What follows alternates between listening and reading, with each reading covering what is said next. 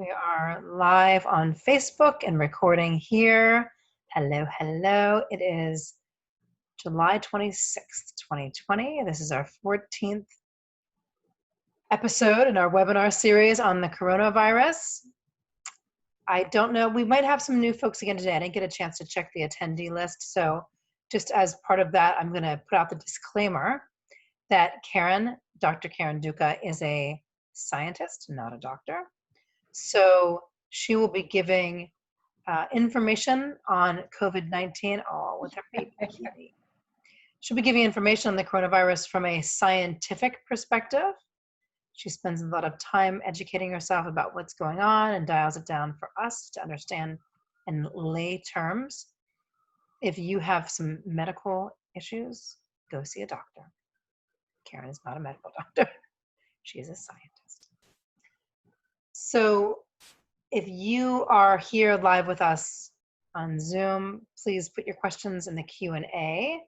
And if you are with us on, I'm going to grab my phone to see. If you're here with us on Facebook, please put your questions in the comments, and I'll be monitoring that so that we can, all have a lively conversation. And hopefully, Marisa, let us know when you're here so that we can, after Karen gives us the state of the coronavirus union, that we will be able to have you join us to share sort of what's been going on in your family this last couple of weeks.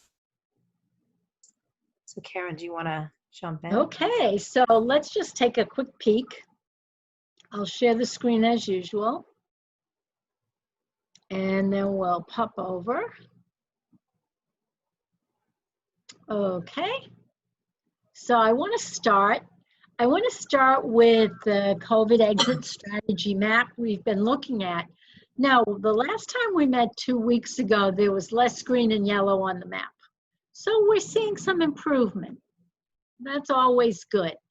Where you see this dark red color, okay, Wisconsin, Iowa, Missouri, generally the South and a little bit the West. Okay, this is uncontrolled spread. Okay, this is very bad. Where you see more of the red color, it's trending poorly, but it's much more under control. Okay, and now this is okay. We're starting to see, this is maybe what one would call maybe leveling off. Starting to look better, and the green is definitely trending better. So last time we just had Maine. Now we have 1, 2, 3, 4, 5 states that are looking better. So that's all good. Okay. So it's not as helpful reading this since Trump has blocked the CDC from getting hospital data. But you can go, I think this is a nice overview just to see what's happening. And then you can pop in to see what's going on in your own individual state. Now, our usual map that we like to look at. Okay, here we go.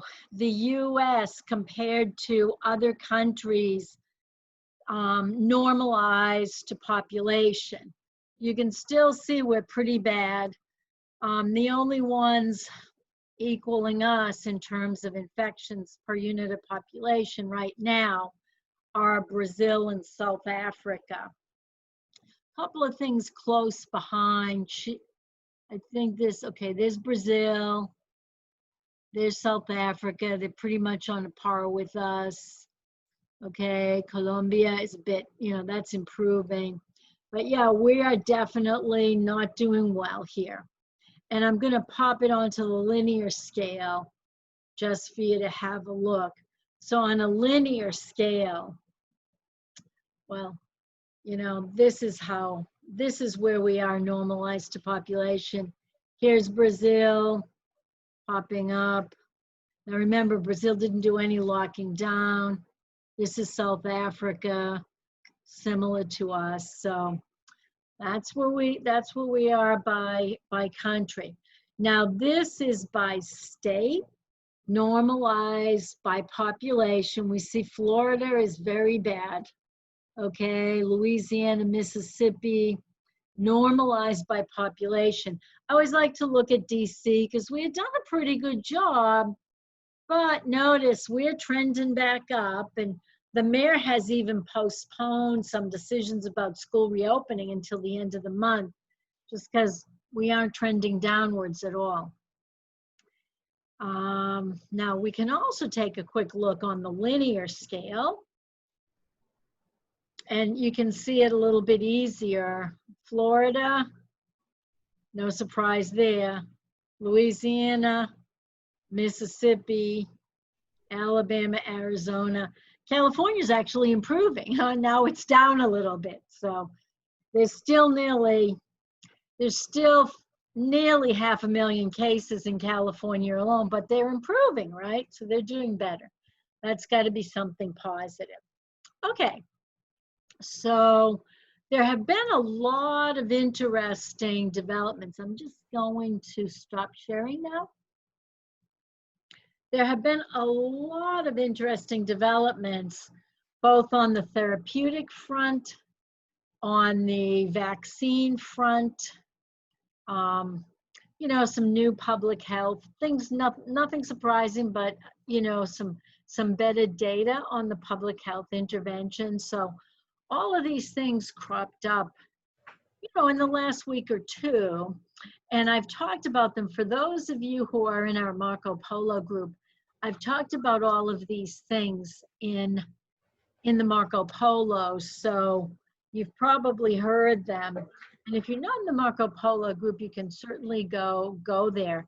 I can just summarize that the two leading vaccines, the two horses first out of the gate, are the ones we expect to cross the finish line first. The Moderna vaccine released its full data from the phase 1/2 clinical trial, all 45 patients. And they had been criticized in May when they released only 8 patients, and people were thinking, okay, whoa, is this your 8 best? And then the rest are not doing well. But no, they were all okay. I mean, there were good responses, promising responses, both with, here's Marissa, both with B and T cells. So Moderna's looking good. Tomorrow, the phase 3 clinical trial is starting with 30,000 participants. Wow. I tried to get into that one, but I was not successful.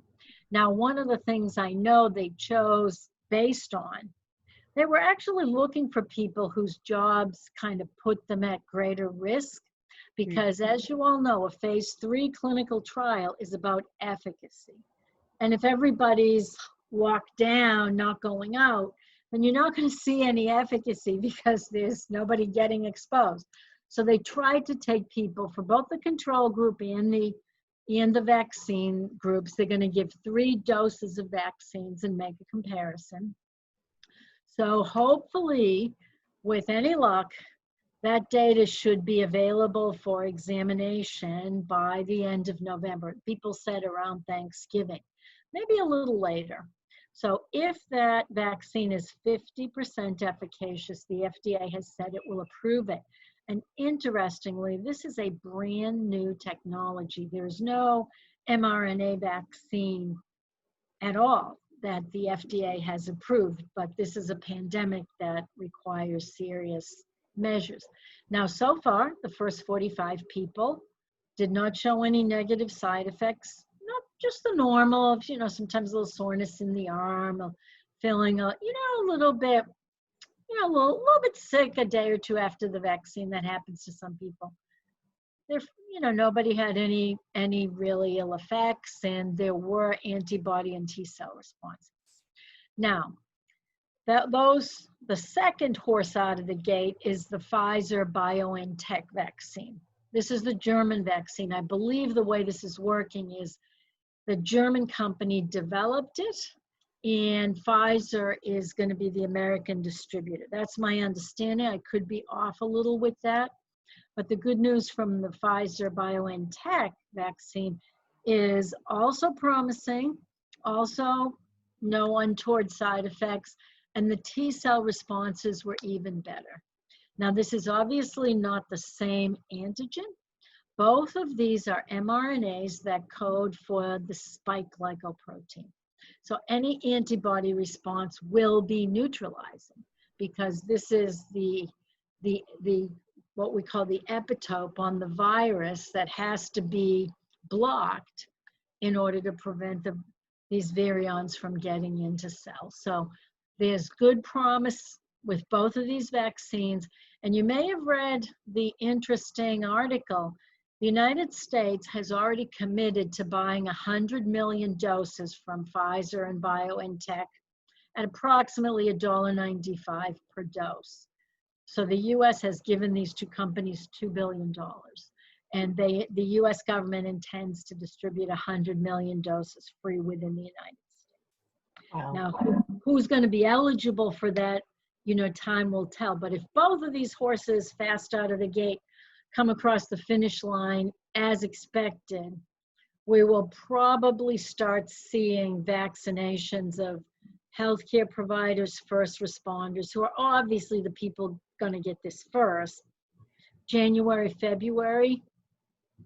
And going out on a limb here, but by this time next year, if everything goes well, the vaccine will probably be available to the general public. Now, Bill Gates, as you've heard, has promised to fund 5 factories that will be producing these for the global market. We certainly hope so. Stay tuned. A lot can change between now and then. If the vaccine isn't 50%, if they're not 50% efficacious, they may not be approved for sale. There may be a side effect that will take a little longer for us to see. Both of these trials are still keeping an eye on those first people who were involved, seeing if their antibody responses, if their immune responses persist over time. All of this is uncharted territory, but it's super promising and it's looking good. So that's the vaccine scene. Now the treatment. Let me just say one thing. Does that mean that we're going to be living like we're living now for another year? I would say at least. Okay, let me say one thing. Producing enough vaccine to protect 7 billion people. Just think of it, right? It ain't easy, all right? And I do not know how fast, I don't know what the output of these new factories will be. I mean, there are some current production factories, and I'm sure many of them will be adapted. But remember, this is a new deal. This is a kind of vaccine that we don't have out there. So it's a very different technology. It's made in a different way. That is something I'll start researching. I don't think people have worried, not lay people, but the people who make vaccines and the people who build these factories, they're all over it. But I don't think it's something we're thinking about yet, because the vaccines literally haven't been approved. So the only approved vaccine is the Chinese vaccine, and that one is being now given to the Chinese army to see what's going to happen. So they're vaccinating their army first. Okay, the vaccine scene, if something doesn't go right, or if there are delays, or there are some untoward side effects that, give us pause, we may have to do more testing. So this is optimistically, how long we'll have to do this. But obviously we can't. So our biggest challenge right now, and even after the vaccine, because let's face it, there's anti-vaxxers out there. We don't know how long we're going to have this protection. This is now endemic, and we've got to think carefully about it. But a vaccine is going to go a very, very long way to get us back to our pre-COVID lifestyles. So that's all.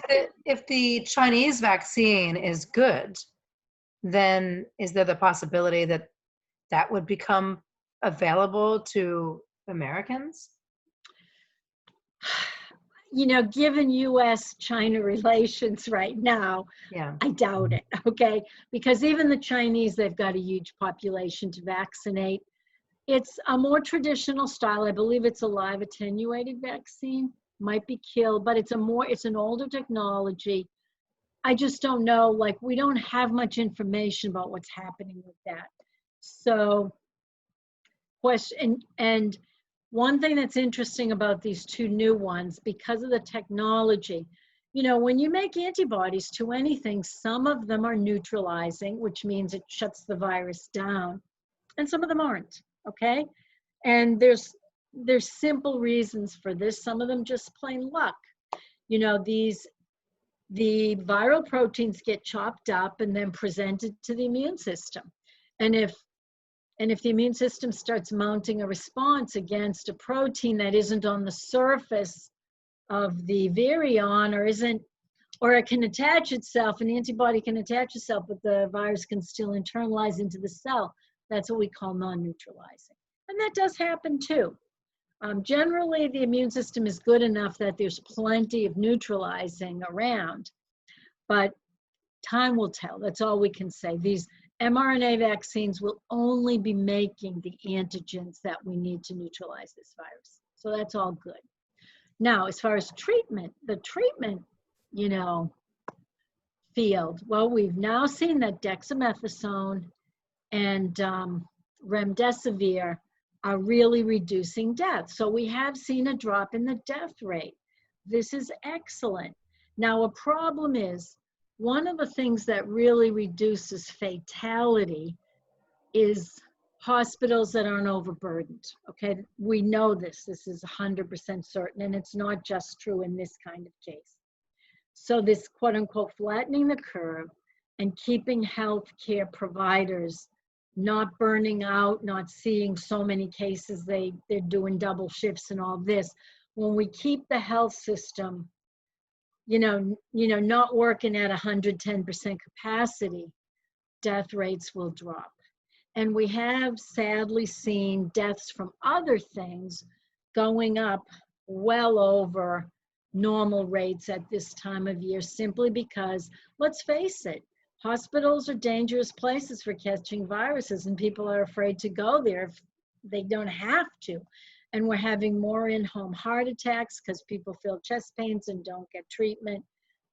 By all means, people should still keep going to hospitals. So we've seen a sad spike in things completely COVID unrelated out of fear.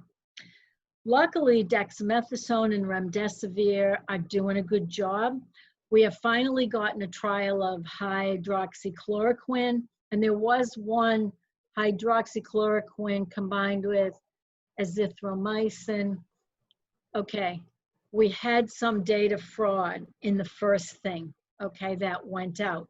But now that we've done it correctly, well, we had data fraud, but they said no effect. Now we've done it properly, no fraud, no effect, okay? And it just isn't helpful at all. But we've also learned a lot about simple tweaks, how to evaluate patients, how to keep them off ventilators, how to position them. So a lot of stuff. We've learned a ton. We're doing way better. So death rates are down, and there will be more and more treatments. And there was this interesting treatment called nanobodies that has been reported. I don't know how practical this will be, but people have, you know, we raise antibodies in all kinds of animals. Rabbits, donkeys, horses, you name it, mice, right? Now, we do this sometimes, you know, to create reagents for laboratories, you know, like herds of horses and donkeys become our donors, right? So they've tried raising antibodies against COVID in an interesting family of camels, okay, the camel family. So camels, llamas, and alpacas, they're a little different from us, and they make smaller antibodies. Now, an antibody is shaped like a Y, okay? Here I am. This part here is called the Fab2 fragment, okay? My hand's clapping. Now, the tail, which is my forearms, that's called the FC region. And the FC region determines like the species and the type, okay? You've heard of IgM, IgG. The G and the M is dictated by that tail. Now, the tail part is something you want, what people are doing, the Fab part, this Fab2 fragment in the animals is smaller, okay? And it's a tighter binder. So what they're doing is they're taking this fragment, cleaving off the FC region, and sometimes humanizing it, sometimes not. And they're finding that this is working even better than convalescent serum. You know about convalescent serum, like if you've had the disease, you donate your plasma, and these are antibodies helping sick people. These things work better, okay? But let's think. Camels, alpacas, and llamas, how many of them are there, right? This is going to be a hard thing. You know, they'll have to be bred and so forth. Now, if we've learned something from them, maybe we can make them in a format called phage display, which is a more industrial scale production method. I don't know a ton about this. It hasn't been done a lot, but it was another interesting thing. And what I can say, what's real interesting about convalescent serum, and we've all heard that, oh, you might not have antibody protection for too long. There was a very interesting paper in the New England Journal of Medicine this past week, and I talked about it on the Polo. So if you haven't seen that Polo, you might want to go there. And by the way, if you're not on the Polo and you want to get on the Polo, just chat us your phone number and we'll add you to the Polo group. What I want to say is interesting. Convalescent serum runs the whole gamut, okay? If you've recovered and you're donating your plasma, some of it has no detectable neutralizing antibody whatsoever, okay? None. Some of it's fantastic, okay? And it's very, well, it's a little bit easy to say whether you're going to be in the top half of awesome or the bottom half of not so great. If you had a mild case, chances are you're in the bottom half. If you had a severe or moderate case, you're going to be in the top half. And what I can say is the neutralization capacity we've seen in the vaccines, what the patients who are vaccinated are showing, they're in the top half, okay? So that's promising. Now, what this paper did is it took a sample at 2 different time points, or 3 if they could get it, and they showed the rate at which, you know, antibody protection dropped off. Now, it was all within 90 to 120 days. And let me tell you what I saw on that paper. And this is where I think sometimes journalists aren't, you know, people go for maybe the worst thing or not objectively looking. About 1/3 of the people had either flat antibody, so the same amount after 90 to 100 days, or slightly going down, okay? That's some people. About 1/3 of the people had slightly going up, all right? They were gaining protection. Not a lot, gentle slope.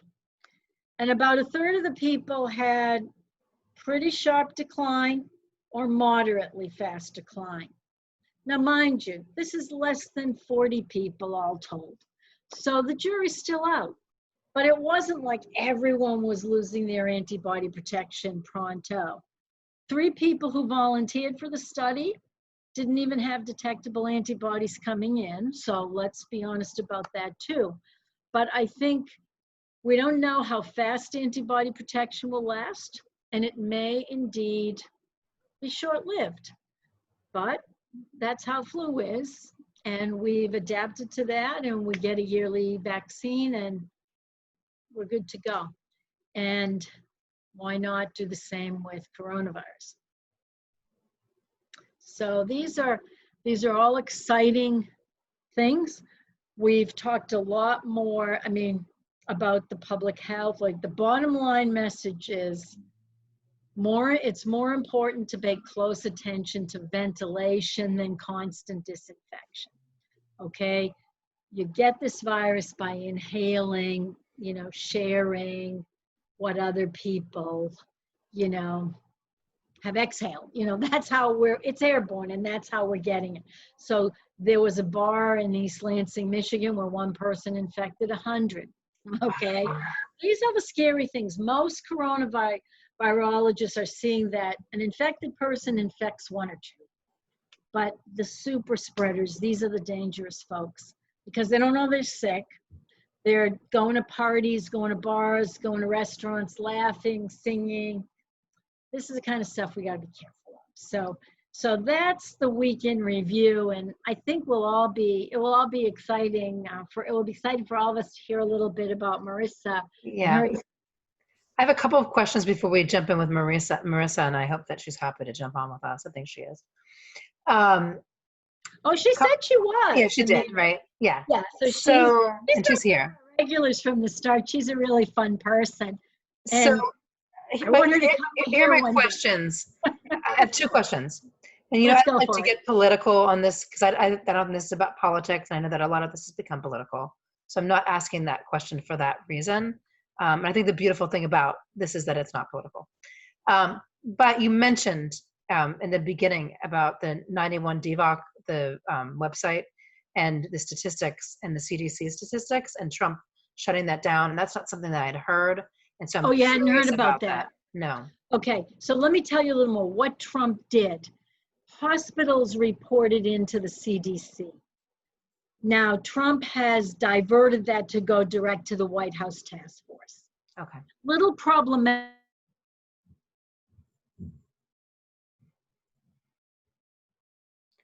I have just lost Karen, or maybe we've lost me. I don't know. Karen, if you can hear me, you are frozen. Oh, we've lost her. Okay, so hopefully she'll come back up. Oh, maybe it's me. Can you guys hear me? Let me know if you can hear me. Oh, looks like she's back. Are you guys with me? Looks like I'm still up and running. Can you hear me? Okay, so I have, oh, that's okay. Okay, great. So you can hear me, perfect. Let's just see, she's hopefully just having a little internet foible. Thanks everybody. Okay, so let's be sure to put any questions you have in the Q&A, and what we'll do, oh, there you are, okay. Sorry, Kristen, I think something happened. Yeah, I think something happened to my internet, like I just suddenly dropped Isn't that off. funny? And this is our 14th time, actually 15th with a fasting webinar, and that is the first time that's happened. That's a miracle. So continue about the... Yeah, so what happened is Trump diverted this to the task force, and a little problematic because the CDC had the databases, and again, it's a little bit paranoid that, oh, they're not doing it right. They were. And for the task force to get the systems up and running, I hope this will change, So some of the data, we are still getting case numbers, but and deaths, but it's a little harder to get, hospital utilization and that sort of stuff. Okay, so how close are we to swamping our hospitals? The less we swamp them, the safer we're all going to be. And there was one more thing I had remembered to say to you, but then it just really fell off. So if it comes back to me, I'll mention that. Okay, so why don't we bring, and my other question for you was, about the East Lansing case, the bar case in East Lansing, 1 person to 100, that's scary, That's right? pretty serious. How did they know that? What was the contact tracing on that? How did they figure that out? Yeah, that's exactly what they were doing, contact tracing. They found patient 0. And he had gone to this particular brew pub. And again, how many really infected? It's estimated between 87 and 100. And what was interesting, the bar did everything right. It's like the seats, the tables were 6 feet apart. They did everything, but everyone was on the dance floor and the music was so loud they had to scream together. So been there. A recipe. Of course, who hasn't? That's a bar, right, by definition. Right. Yeah. Now these are the places, like, we don't have to shut the whole world down, but places like this is what we have to pay attention to, the potential for super spreading. And that's part of the issue with schools. Yeah. Schools have always been known to be super spreader locations. In this case, the young kiddos, we know they're somewhat protected, but high schoolers, they're almost adults in their propensity to spread. And when there's high community spread, got some potential problems. So these are the things we're still balancing, right? Yeah, I know that we have, some Montessori teachers and Montessori school directors on here. Have you seen any papers on, or even any past papers about different diseases on that spread with young kids? I think it might be interesting for them to have some scientific Oh, data. absolutely. But you see, those papers, there's tons of them, but they're not relevant, okay? Because this is a different deal. In the past, the kids got these diseases. The kids were the vectors. But Right. this is, they don't call it a novel coronavirus for nothing. This time the kids aren't the vectors. The kids are getting it from their parents and adults. So that stuff doesn't map very well. So the younger the kid, the younger the population, in general, the safer the school will be. But, again, there are deaths at every age. And when it's your kid or your school, it doesn't matter that it's 1 in a million, right? This is just the difficulty. This is why these decisions are so hard to make, right? I mean, I'm just wondering if there's any data anywhere or any that's current around young children, because that could be helpful for our Montessori directors. Well, it's starting to come out in Europe, but there's a big problem. There is no data on the planet yet, and for good reason. We'll be generating it on reopening schools when there's high community spread still going on. Europe did this, like in Germany, Sweden, these places, it's looking good. The schools haven't had to be shut down again, Austria, but the community spread was minuscule compared to what it is now, frankly. Right. Like, here's what I find funny. We're reopening schools. We're talking about doing that in places where the disease, where the virus is raging far worse than it was when we shut them down in the spring. Right. Now, that seems to me, I can understand we shut them down in the spring because of lack of understanding and knowledge, and it was a precaution because kids have been vectors in the past. Now we know they're primarily not vectors, but we want to reopen schools when community case levels are far, far higher. Right. So that seems a bit of a contradiction to me. Got it. Yeah, it maybe seems counterproductive in some way. Okay, so Marisa, I'm going to bring you up. Where's Marisa? There you are. You're on candid camera. Marisa, you're here. Hi, can you see me? No, here, I'll ask you to start your picture. Oh, I can't. Really? We can see your name. I can see your name, but not your face, and I can't, for some reason, put your video on. Hold on, let me see what I'm doing here. Interesting. I don't know. Are you on your phone or are you on your computer? Maybe I'll go on my computer. Hold on a second. Let me see if I have stuff. So just a reminder for anyone who's on, if you have any questions, please put them in the Q&A. And if you're watching from Facebook, put it in the comments. I am monitoring that. So, yeah. Hold on, Kristen. I'm trying to get on. Okay, and I'll tell. I'm going to hang up this. I'm going to exit this one and go on. And I'll tell a funny story while we're waiting. So it was funny because last night, one of my neighbors, who's young, she's in college. Actually, she's very young. Well, that's very young to me. When I was in college, I didn't think it was very young. And she clearly was having a party last night. And it's funny because I'm a rebel, and I was pretty disconnected at that, say 20 or whatever. I mean, and I really was most interested in partying as a goal in life. And so I probably would have broken all the COVID rules, probably. I mean, actually, I asked my aunt last night, I'm like, what do you think I would have done? And she's like, you would have broken the rules. But I was kind of mad. But then it was interesting because they took the party to the pool. And so, okay, Marisa, I'm bringing it back up.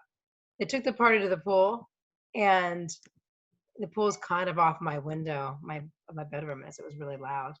And then I woke up this morning, I thought, because I was going to get to be the crotchety old lady who some people are calling Karens now, by the way, Karen. Yeah, no, I've seen that. I wasn't going to be a Karen, and and Adrian was like, Mom, do not say anything. And I wasn't even that uppity yet. I can be pretty feisty. And I chose not to say anything. And I fell asleep and all was good. And I woke up and the party was not continuing at 6 a.m. or whatever. Well, how big was the party? Like my upstairs neighbors do backyard parties with 5 or 6 people. I mean, you know. Couldn't tell. Oh, you couldn't tell. The thing is, the good news is that at some point they had moved it from her unit to the pool. And that's actually the right place to be. So I'm glad they're all that outdoors. I didn't do that. I'm glad they're staying apart. Marisa, we still can't see you. I don't know what to do. Well, it's okay. We can hear you. Yeah, it doesn't matter. But if you go to the bottom right, you can click the stop or start video. You know how to do that. Well, no, it doesn't have any option for that. I see mute. Is there not, wait a minute, Marissa, is there not a video cam in the computer? No, I don't see it on my computer. I mean, I do Zooms all the time. I just don't have that option right now. And you know what's interesting is I don't have the option to show you, so maybe there's a weird thing, but it's all good.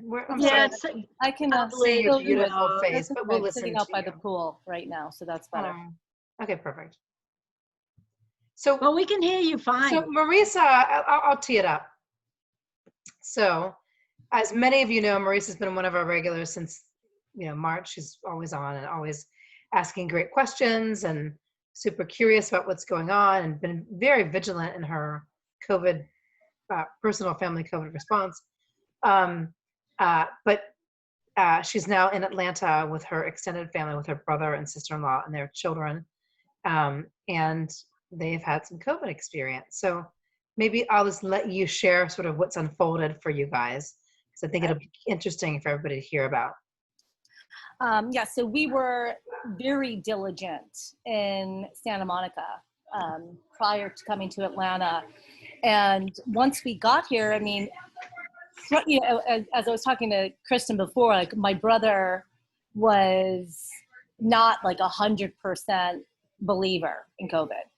Like he was a little loose in terms of his perspective and wearing masks and all of that. Whereas my sister-in-law and my 3 nieces were a lot more diligent. And when we got here, everybody was in perfect health. And on the 4th of July, we lost her. I made her a panelist so we could see her. Sorry, that was my fault. Okay, I made you a panelist so we can see her. There she is. Yay! Okay, great. Sorry, I didn't mean to stop your story. I thought we had lost you. I know. So I'm trying to hide that I have a bathing suit on here. Okay, so we're just jealous. You're at the pool. We all have COVID, and we're all at the pool right now. So on the 4th of July, my niece had a few friends over, and everybody was fine. And several days later, one of the boys that was here started to come down with some symptoms and tested positive for COVID. And so the following Monday, which is, the 13th, I guess, my sister-in-law and my nieces and my brother, so 5 of them all went and got tested. And 2 of them came back positive, and 3 of them came back negative. And so the next day, myself, my mother, who's in her 80s, and my son and my daughter, we all went and got tested, along with, just us 4 once got tested, and then my son was positive, and my mother, myself, and my daughter were negative.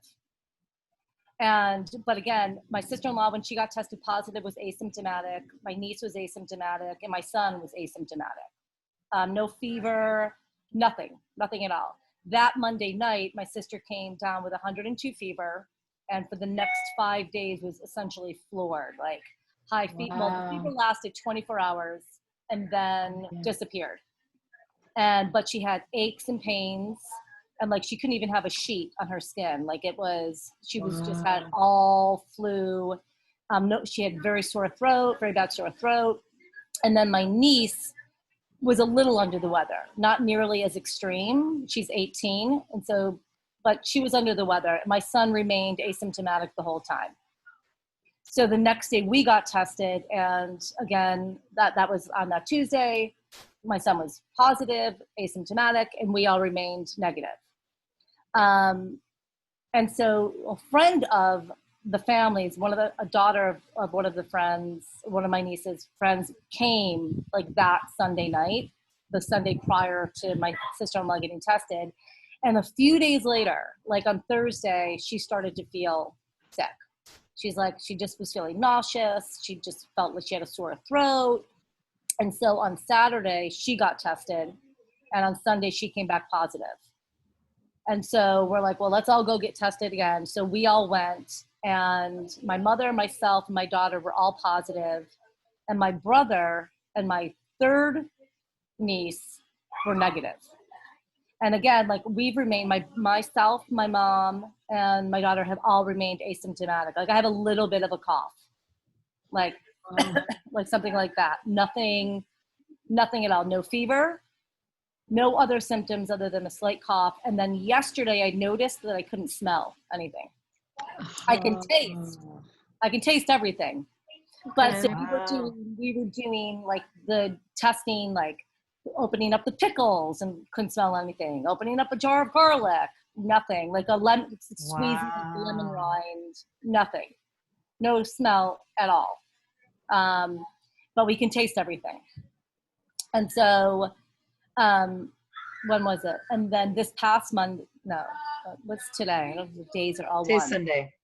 On Thursday, my sister-in-law and my son and my niece went and got tested again, and they all came back negative. So they're on the other side of it. Yeah. And we're planning to get tested. I'm going to get tested again on Thursday, I think. And then we're also having somebody come in and test for antibodies to see if anybody has any antibodies. Now, do you still have have you still have a lost sense of smell, or can you smell now? I can't smell anything. It's very bizarre. Wouldn't it be great if that's the only thing you get, you know? But no, I got to check something. We're operating on like a 6-hour like we're doing quadrants. So like we're just doing a wellness. Check it every 6 hours. Every 6 hours. And you're not feverish or anything? Like, I don't know when, like, the week when my sister-in-law tested, like, did I test too soon? And so I was negative, but like a couple of days later I was positive. Like, I don't know where I land because I've been asymptomatic, like where I land in terms of when I was actually positive. So I'm going by last Monday, but I have to believe we have all been on top. There's 10 of us. We have all been on top of each other. Yeah, well, not surprising, but I have to ask so everyone will know. The pool you're all hanging out at, yes. That's your personal family pool in back of the house, right? Yes. Okay, I wanted you to clarify that because you cannot be going out in public COVID positive, symptomatic or asymptomatic. No, we have not left the house. Luckily, it's a nice, giant, like it's an 8,000 square foot house. So something that, Karen, you and I talked about was the central air component. So we're in a big house, but there's definitely central air. So I don't know if that has anything. I mean, I don't know. We were all on top. Well, that definitely shares the air, you know, unless you've got a special system, how much of it is new? Like, again, you have to just ask the people who made your systems, you know, who installed them, how many times per hour or per day is there a complete air exchange? But the reality is, you're in the kitchen, maybe, you know, someone leaves the kitchen, a new person goes in. It's almost impossible. Like, you are the typical family where somebody gets it and it's almost impossible to prevent spread. But the beauty of you guys, at least till now, it doesn't appear to be severe. So you're all looking at mild infections, and maybe you'll all get a little, you know, obviously your sister-in-law will have the strongest antibody protection because she actually got sick. But you guys might pick up a little, which would be kind of nice, wouldn't it? Yeah, and it's interesting because we'll go from like 80 down to 10 years old. Yeah, you're all ages. So, Jean is asking. Every age can get infected. You see, that's the thing where I worry about trying to make, you know, as we talk, that the youngsters are a little more protected.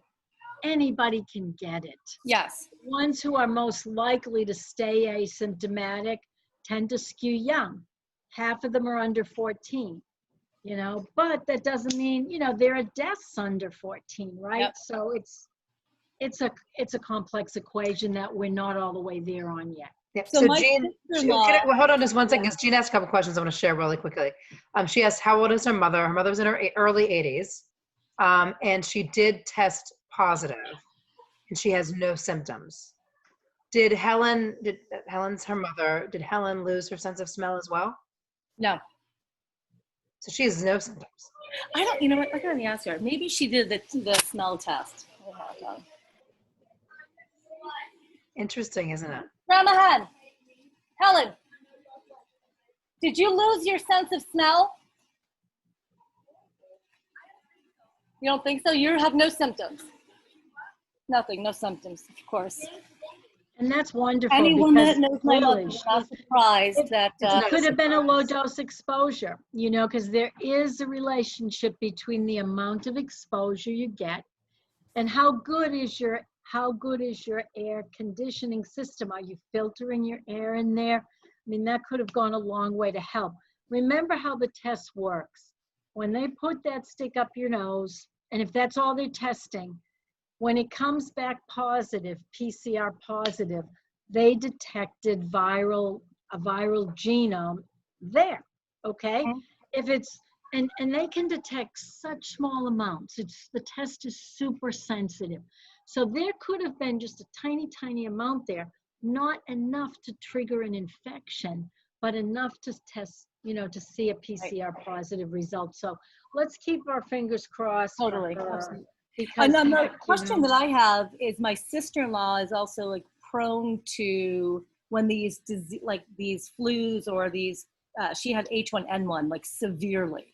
Yeah, that's a bad one to get. That's a bad H1N1 is bad. Yeah, and she said hands down that was worse than her reaction to COVID. Even the COVID was bad, but the H1N1. No, that one is known. That one, it's well known. That thing is far more lethal than COVID. And it's a bad sucker, right? You know, no two ways about it. COVID is much better. But here's the critical thing I wanted to say. And this, I'm glad she's feeling better and she's getting back to herself, because the CDC also, there was a report released this week by the CDC. They finally admitted that a third of people who get COVID mildly don't even go to the hospital, take 3+ weeks to get back to normal. And some of them are on 3 months now and they're still not normal.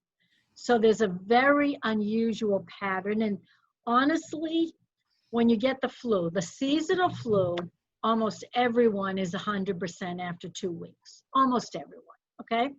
Now with COVID, a third, and these people are young, after 3 weeks are still having fevers, still coughing, still having active symptoms. And some of them, it's gone as far as 3 months. Difficulties breathing, you know, the whole gamut, right? And they're looking a lot like people with chronic fatigue syndrome. Now, there are hypotheses that these folks, their immune system hasn't been able to shut off properly. And that can partially be, we know with coronaviruses that those messenger RNAs can hang on producing proteins a long time. They hide in vesicles and things. Now, we don't know enough about this virus, okay? We know that SARS, you know, SARS coronavirus 1 isn't really like this, okay? You know, you get better and, you know, you're okay. It's far more fatal, but if you survive it, you can get back to normal.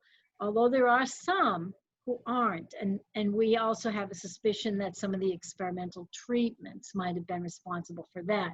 But these folks, this third of mild COVID victims, they didn't go to the hospital. They didn't get experimental treatments. They self-treated at home. And we don't know, will they be okay after 6 months? Real question marks. And this I find very worrisome, because these people are too sick to resume their normal lives, many of them. Well, that's my curiosity is, because we're still, again, I could be 7 days in, it could be 10 days in, I don't really know. Well, generally, if you're not sick by day 14 after exposure, you're pretty much home free, that your chances are very, very slim. Now, I should say, you don't know exactly when you got exposed. It could have been even one day before you tested positive, right? Or it could have been the same day you tested positive. You just don't know. What I would do, just for your own sake, which day did you test positive, and start counting to 14? Yeah. And then after that, I They feel said pretty to us good. Is 10 days after testing positive to go get tested again. Yeah, just to see if like it's gone by then. Yeah, to get tested on Thursday, this upcoming Thursday. Karen, a question comes up for me. By the way, Jean said that she's happy to hear this story because she's 82. And so she's glad to hear her mother doesn't have symptoms. It doesn't mean that everyone gets the symptoms. It just right? Even because at 82. you're 80 in your 80s doesn't mean. And one thing I really want to say, at any age, an exposure does not translate to an infection.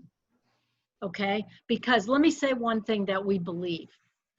In influenza 1918, we think, we don't even have good statistics. At the time, there were about, I think it was 1 billion people on the planet. And we lost between 50 and 100 million, okay?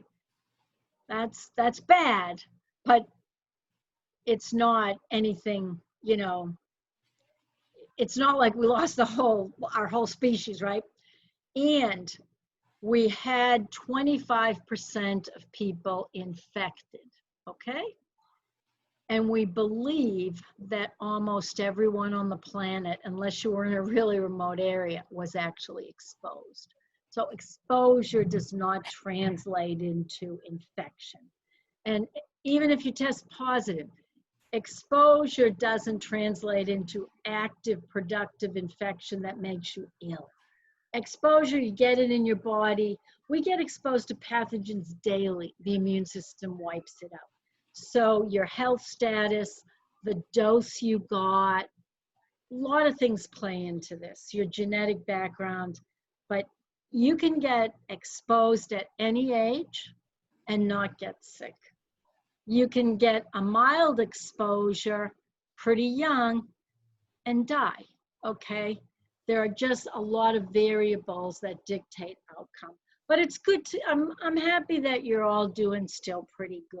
You know, two sick people, not anything. They didn't even get hospitalized, right? They just were at home.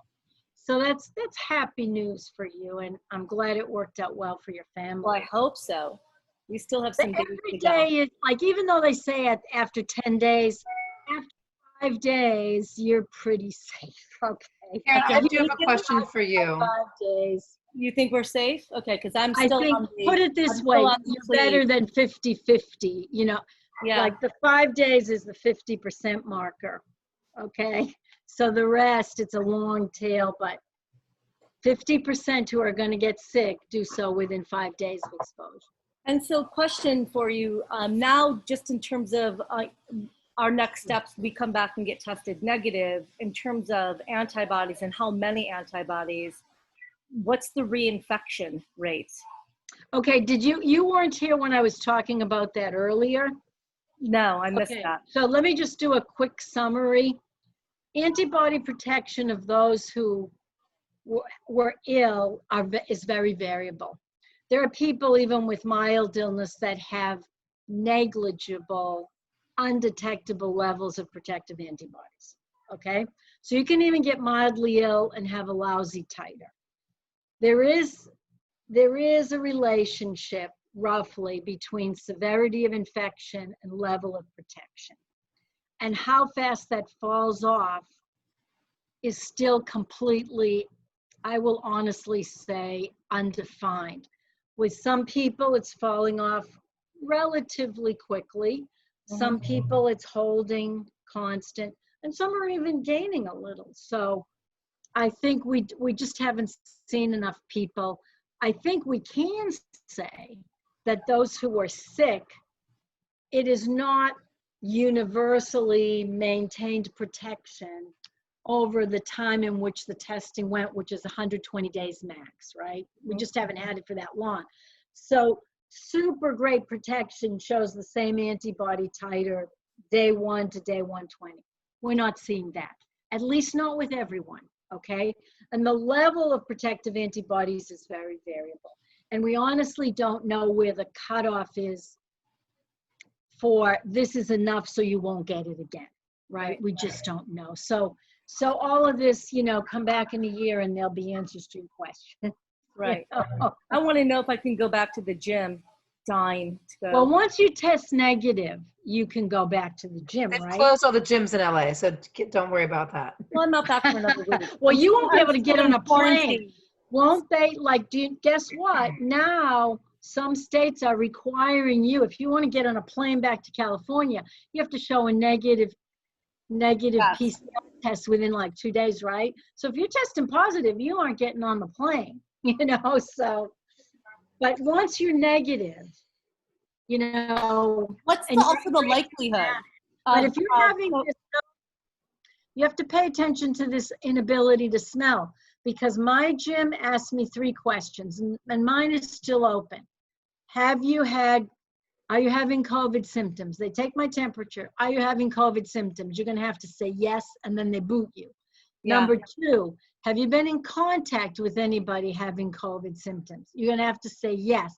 And it's within 14 days, but by the time you're home, it will be longer. Number 3, are you a healthcare worker? Right. So those will be the kind of questions you get. And if you say yes, they're going to boot you. Yeah. We want you PCR negative on Thursday. We I'll want let you know. But you're going to have to work out at home for a little while longer. Okay, so I have a couple questions. One for Karen and one for Marisa.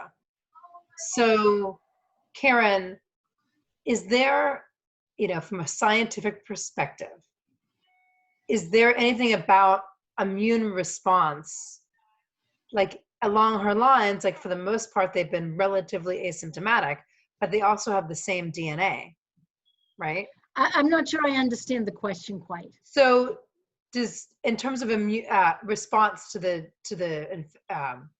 response to COVID, right? Because basically, when people are having poor responses, it's an immune response, right? Right, like the severity. Let's say the severity of illness it's just interesting when you look at this, right? Her family, they all share DNA, and they've all had either little. I mean, her sister-in-law doesn't have all the same DNA because she's an in-law, as opposed to, like, Helen's the mother, and she has 2 children, Marisa and her brother, right? And then they're her grandchildren, and the response has been very minimal. And I guess what I'm curious about is, because they share similar DNA, is there any research around that? Yeah, there are too many variables at this stage to tell that kind of thing.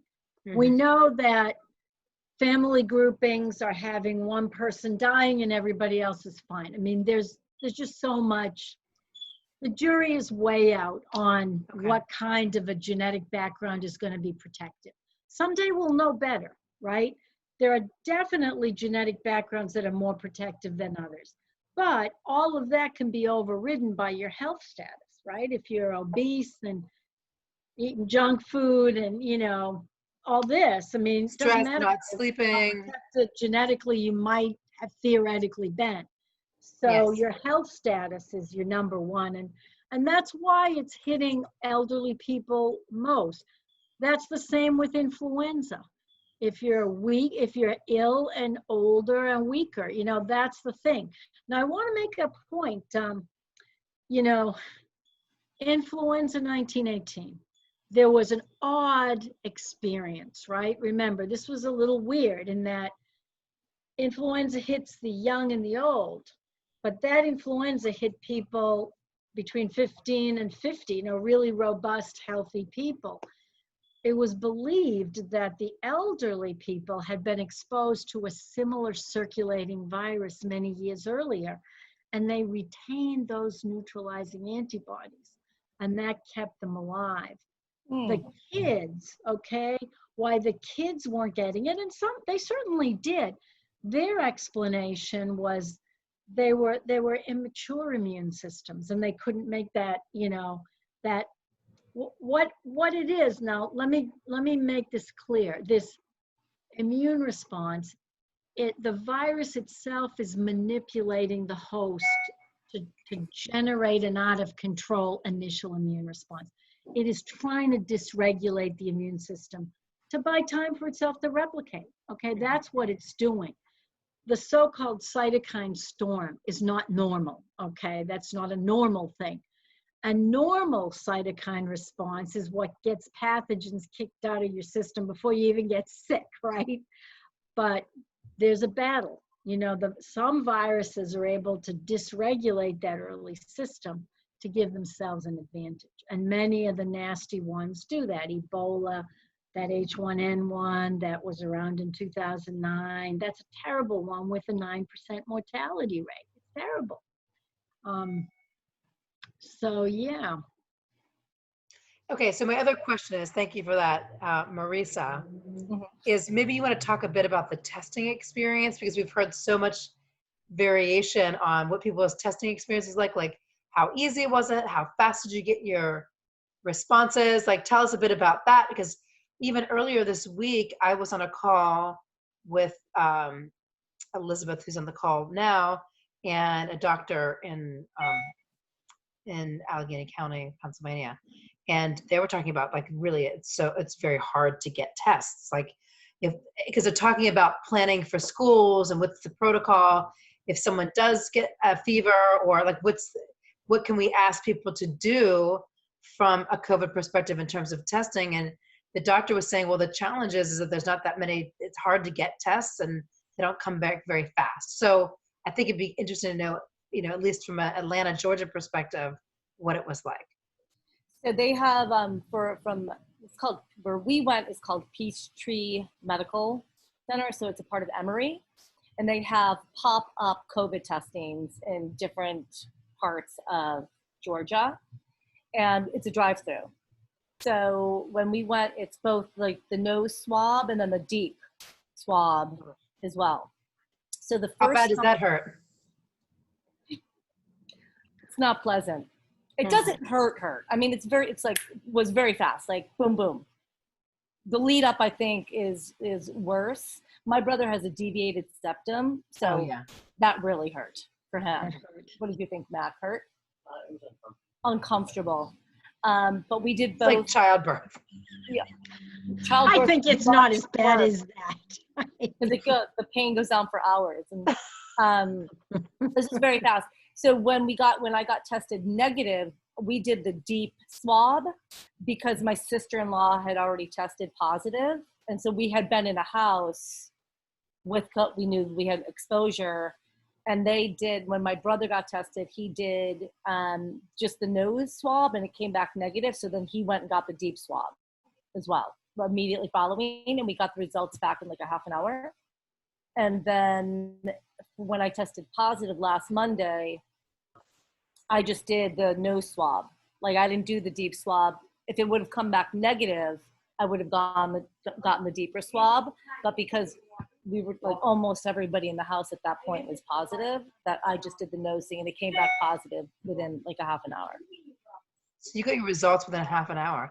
And then how did you get those results? Like, how did they come to you? We went, well, when we got the appointment, you had to put your make and model and color of car, and we just parked in the parking lot. They sent the test in, and then we waited, and then they came over to the car with all of the results. Cool. Okay. Oh, good. Lisa had a question about that. The doctor there, initially when I asked about the false positives and false negatives, she said at their facility, like they're very rare, like almost 0% of false positives. And that the false positives don't happen. False positives with this style of test, unless they mix up samples in the lab, it's not. Right. Negative is a different story. And I questioned the negative. Yeah. Because the deep swab is where the deep swab goes to the nasopharynx, which is the site where the virus replicates, starting. In the nose, it could not go further. Like, the nose isn't really enough, so to speak. If it's in your nose and doesn't get to the nasopharynx, you can test positive in the nose, but you're never going to get it further. And when here's how people test negative. It's very common. say you're working out at a gym and you're breathing through your mouth very heavily, and that's how the virus gets into you. You bypass the nasopharynx entirely, but you're positive because the virus is now replicating further down in the respiratory tree. You're positive, and the test is not wrong. This is the thing that is, I really want to make clear. The test is accurate. Where it's sampled, there was no virus. It's further down and it's replicating, so false positives are virtually unheard of unless it's a lab cross-contamination, but false negatives can be as high as 30%. Yeah, I just found it interesting because I would have never gotten tested. Not the first time when I tested negative and the second time testing positive, I was not showing, and I still haven't shown any kind of symptoms that would cause me to go and get a test, which then makes me think how many other people are walking around with mild to no symptoms. Well, this is exactly it. This is what we're afraid of. What's interesting though, people like you, we still don't know to what extent people like you can spread it. We don't know yet. I mean, we used to think very mild, you know, like people like yourself are a minor contributor to spread. But then there were like where people really are contributing, like say today's Sunday, let's pretend, and I don't want this to be the reality, let's pretend you're going to get really sick on Tuesday. Today and tomorrow, you're Typhoid Mary, right? Mm-hmm. Okay. But if you're never going to get sick, chances are you might not even be able to spread it. But again, the jury is still out, and you just have to be careful still. Okay, so Lisa Pinard had some questions, and we actually answered them, I think, already. And she said, is the shorter nasal swab test more or less accurate than the long nasal swab test? And I think it's... Yeah, I think we answered that. The long one tests in the nasopharynx where viral replication happens. Viral replication doesn't happen in the nose, okay? It doesn't happen there. But that's how it gets into the nasopharynx, by breathing, right? Yeah. Cool. So do we have any other questions? Because I'm not seeing any questions come up, and I'm wondering if there's any more questions for us for today. Yeah, maybe we're getting to the point where things are so, people understand, you know, there aren't as many things we need to talk about, right? I have another question just about the CDC report that came out that is now not demanding, but strongly suggesting kids go back to school due to the mental health component to it. Why would the CDC come out with that report when the numbers are on the rise? Let's say, is the CDC not an executive branch agency? That's all I need to say. Yeah. There's a lot of political, I mean, I work for an executive branch agency. I am not sure that is the consensus opinion of all of the public health community. Now, mind you, there have been simulations, and this is something I told I tell this to school groups. The Department of Education has a very big research arm, and the state of Pennsylvania asked for specific research. And they've done what are called agent-based simulations, assuming the levels of community spread that are prevalent now. And there are ways to do this. I mean, if you have kids going to school 1 day a week, 2 days a week, or every other week, right? Okay, you know, this can kind of keep levels low. Any scenario that puts all the kids in school every day for the regular school day hits what are called trigger points. Now, trigger points, at a point you have to shut down a school if there are a certain number of cases. And the trigger point is 5 cases that are linked to school or the school buses, okay? So buses are also another thing where you might have kids giving it to each other. Now it's a little bit stronger for the older kids, but you're gonna hit trigger points before the semester comes, you know, before the first term ends. So the question is, And some kids will not be able to go back to school. The high-risk kids should probably just be doing, like there's ways of, even before COVID, there were ways of doing online education and homeschooling. But at-risk kids should probably not go back to school, certainly not 5 days a week. And the scenarios, the models are not promising. Now, if things change, my understanding is that some of these places where the modeling was done, they're going to have kids in school for 2 days a week at first, and then as things keep improving, they're going to get inch that back up. So I just think it makes more sense to start slower and start thinking of different ways to do things, like maybe kids on a street work together, kids pod where the families agree to be careful and then the kids study together. We're going to do. Of course, yes, there's mental health. And one thing that people are talking about, but this is not minor, how do parents go back to work when they've got childcare to do, right? It's like there's a lot of reasons why opening schools is important.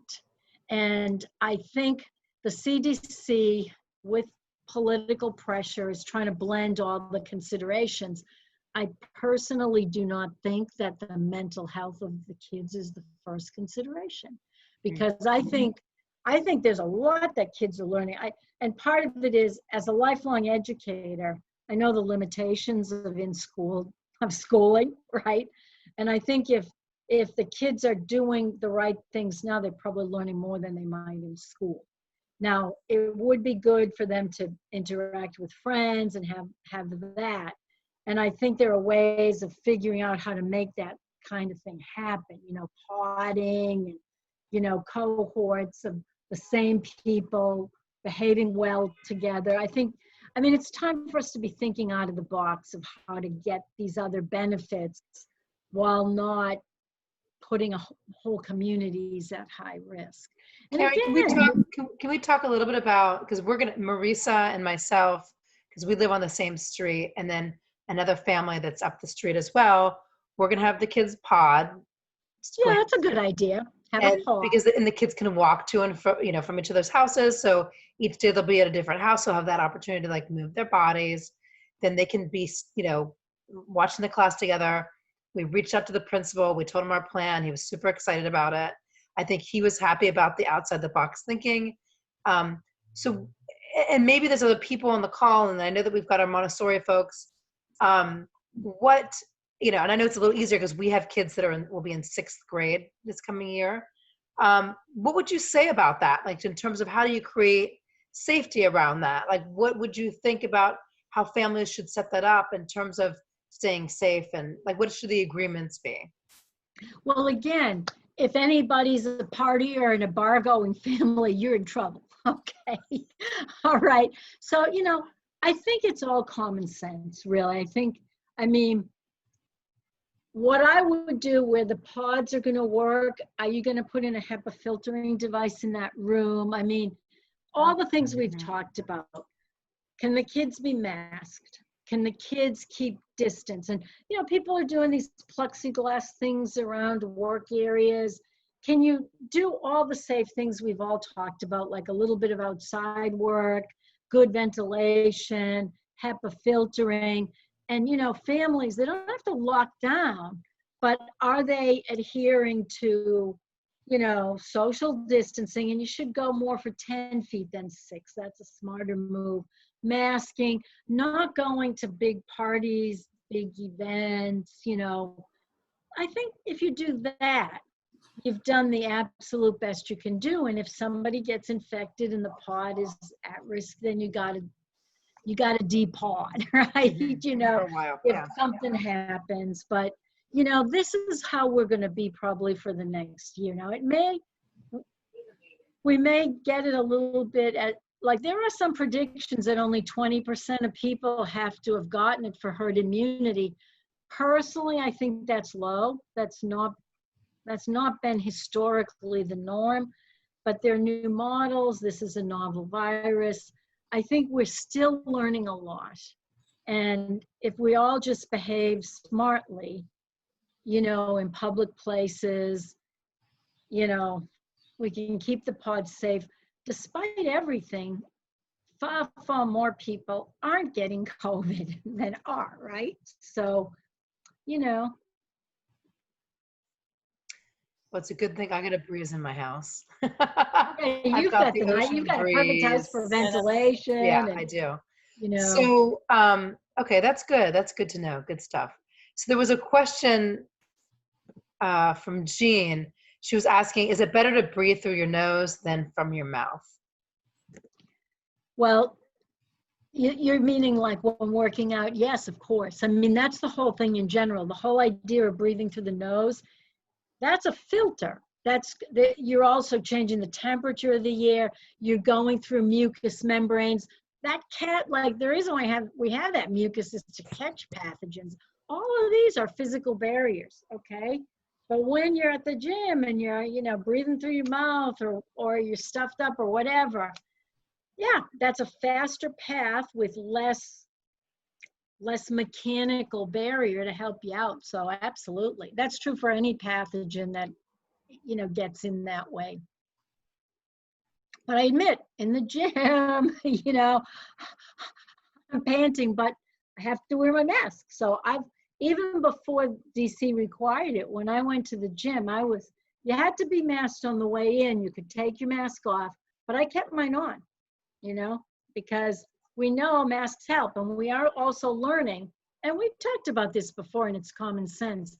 The more layers your mask has, the better off you are. So if you've got like the dual fabric, like a front fabric and a back fabric, you're better off than one fabric. You know, some people, like I started off doing hijab, which is just, you know, one fabric. Now I have masks that have a front and a back fabric, and they're actually double. It's like double fabric in the front, double fabric in the back. And I even have a slot for a HEPA filter or a coffee filter. And mind you, I do put those in when I know I'm going to be somewhere. I had an experience. I went in for a routine blood test, and I was just stunned with how many people were in that office. Even though there were yellow squares on the floor where to stand, people weren't observing it. And I thought, wow, this is a medical facility, and my gym takes more care than these people, right? So go figure. You know, because gyms are mandated to do it in order to reopen, and medical facilities aren't. Have always been open. Yeah. Yeah. So they haven't been doing, I mean, hospitals, definitely. Like I want to tell a funny story. Yet last time we did this, or maybe it was last week, where I go to my infrared sauna, where I'm heading after this, I used to stop and get a Starbucks. But then as I was heading there, I said, wait a minute, that Starbucks is in the lobby of George Washington University Hospital. Do I want to go in there to get my Starbucks? Not so worth I thought, it. well, maybe they'll have a window, because they had like this window where you can go up. But yeah, they were still open. The Starbucks was still open, but you literally had to go in. And I would have had to pass through the screening checkpoint. No way, Jose. I just went to another shop to get my coffee, you know. But I thought, wow, like, I didn't even put two and two together. Like, yeah, I would pop into I mean, now mind you, this isn't the sick person's entrance. This is the visitor entrance, right? This is visitors, right? It's not, but just a little down. And what was so eerie for me, I just walked a little further down. Then there's the emergency entrance and the ambulance entrance, and they're offloading people. And I know what they had. And, you know, orderlies are coming out with not just N95 masks, you know, hazmat, you know, clean room type breathing equipment. And it's like, well, our world is different now. And we have to think out of the box. We have to kind of lower the panic level and just get to the point, like lower the panic and just, you know, we know the more facts. We know how this really spreads. Stop worrying about that Amazon delivery and letting it sit for 3 days and then spraying it with alcohol. But get the HEPA filter into your rooms, you know, this. And I think that might answer, because Jean asked another question about you going to the gym early in the morning because then, the aerosol from the virus settles. Oh, that's what I do. I've Right. said that before. And I recommend this if you're going to any public place. Like I always get the first appointment of the day, the first workout of the day. My sister wanted to return something to a store. I said, okay, you be the first customer in the front door and I think you're going to be fine. So try to put yourself in that position where possible, because any leftover virus from the day before is deactivated, is cleaned off, has fallen on the floor. What do you care if you step on the coronavirus, right? I mean, and it is a fragile virus. I mean, it's not, I do think we are even getting some heat benefit.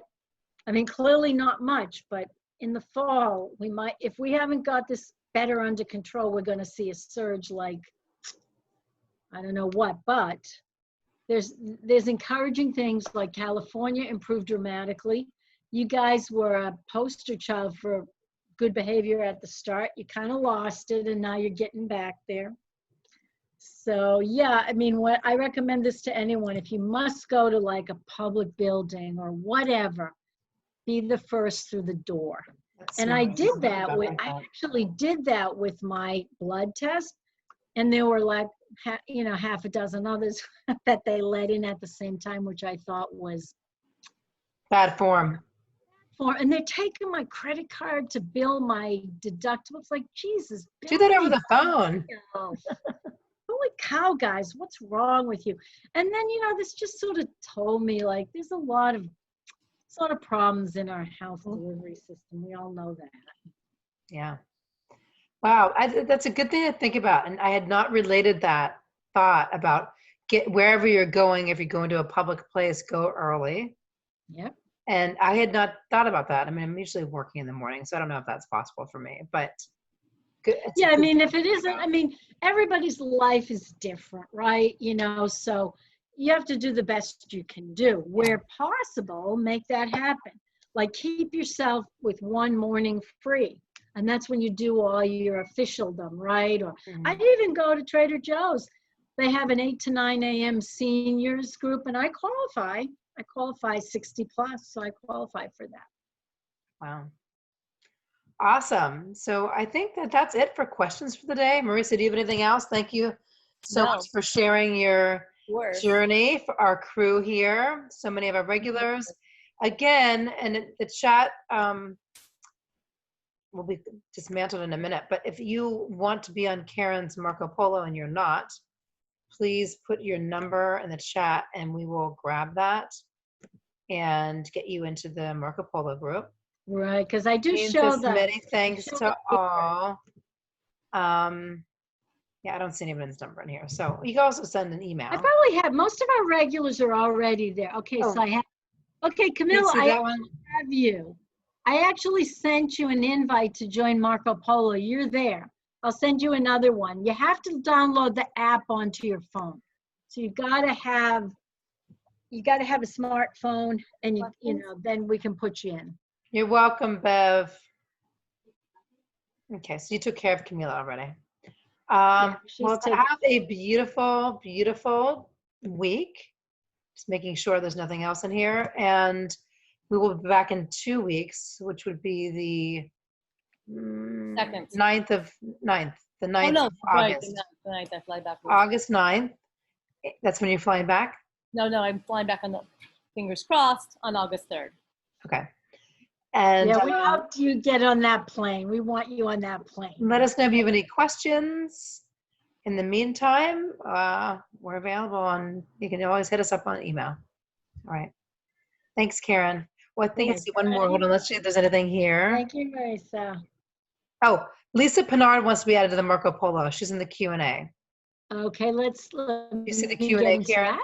You have me on. Okay. Okay, Lisa, I'm just writing you down and I'll add you right now. Perfect. And if for some reason we don't get you, just send an email to me and I'll take care of that. I got it. Awesome. Okay. Got you, Lisa. Have a beautiful week.